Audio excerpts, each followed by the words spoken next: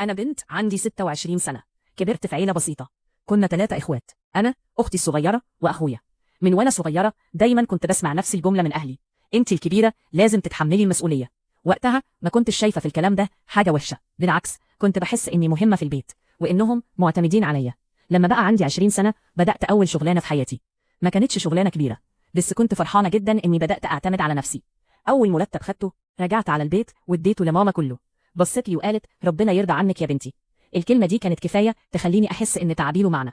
لكن مع الوقت الموضوع بقى عادي، كل شهر أقبض وأدي الفلوس للبيت، ولو سبت شوية فلوس لنفسي كنت بحس بالذنب.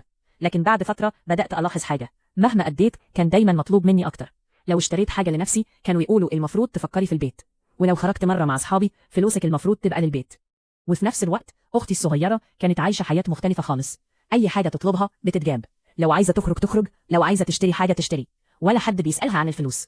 أما أخويا كان عنده 25 سنة، قاعد في البيت، لا شغل ولا أي مسؤولية، طول اليوم مع أصحابه. والغريب إن محدش كان بيكلمه، أنا بس اللي كان مطلوب مني أتحمل كل حاجة. سنين عدت وأنا عايشة بنفس الروتين: شغل، بيت، فلوس للبيت. لحد يوم واحد غير كل حاجة. اتقدم لي واحد عايز يتجوزني. كان شخص محترم، شغال، وعيلته ناس طيبين.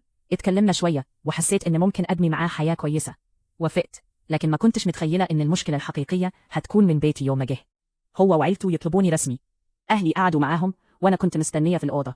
بعد شوية مشوا. استغربت، دخلت سألت ماما إيه اللي حصل. قالت لي بكل بساطة: قلنا لهم إنك مش عايزة تتجوزي. اتصدمت، قلت بس أنا موافقة هنا. بابا قال جملة عمري ما هنساه: لو اتجوزتي مين هيصرف على البيت؟ في اللحظة دي فهمت كل حاجة. أنا بالنسبة لهم ما كنتش بنت، أنا كنت مصدر الفلوس.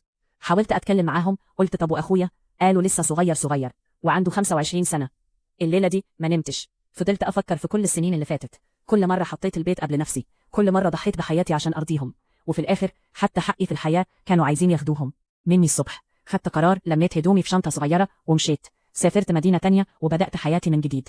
البداية كانت صعبة، غرفة صغيرة وشغل كتير، لكن لأول مرة في حياتي حسيت إني حرة.